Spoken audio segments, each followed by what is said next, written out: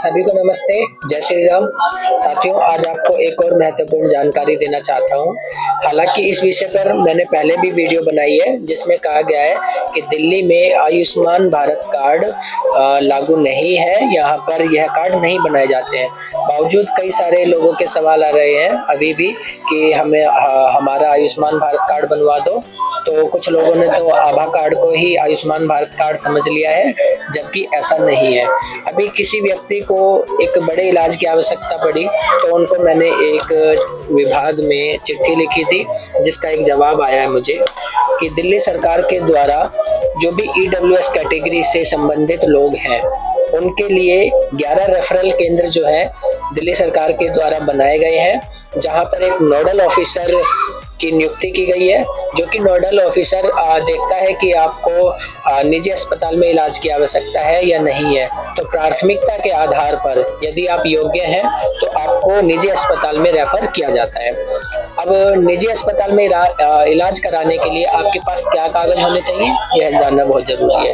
यदि परिवार के पास सालाना इनकम सर्टिफिकेट बना हुआ है, सालाना जो आय प्रमाण पत्र है वो बना हुआ है, जिसकी इन्होंने क्राइटेरिया रखा है कि 2 लाख रुपए से सालाना आय कम उसमें होनी चाहिए।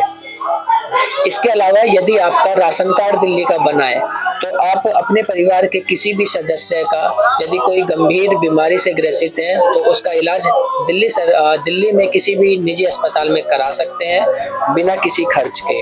तो सभी जो इलाज की कार्रवाई होती है वो पूरी फ्री होती है।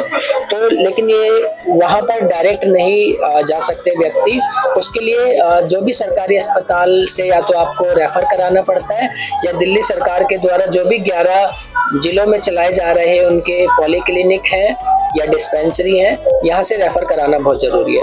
इसमें जैसे कि नॉर्थ ईस्ट है और शहादरा, ईस्ट दिल्ली में गीता कॉलोनी और साउथ ईस्ट में कालकाजी और साउथ में पीवीआर साकेत, न्यू दिल्ली में वसंत गांव, साउथ वेस्ट में सेक्टर 14 द्वारका और वेस्ट में तिलक विहार और नॉर्थ वेस्ट में रोहिणी सेक्टर 8 और नॉर्थ में प्रशांत विहार और सेंट्रल दिल्ली में शहजादाबाद।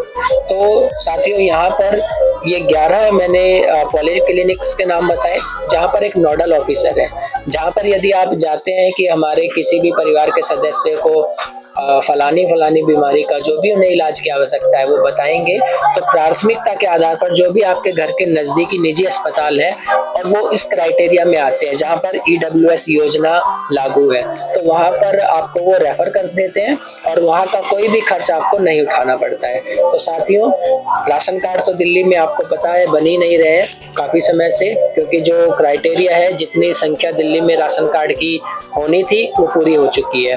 तो आय प्रमाण पत्र, यदि कोई भी मध्यम वर्ग का परिवार है तो उसको आय प्रमाण पत्र अवश्य बनवाना चाहिए।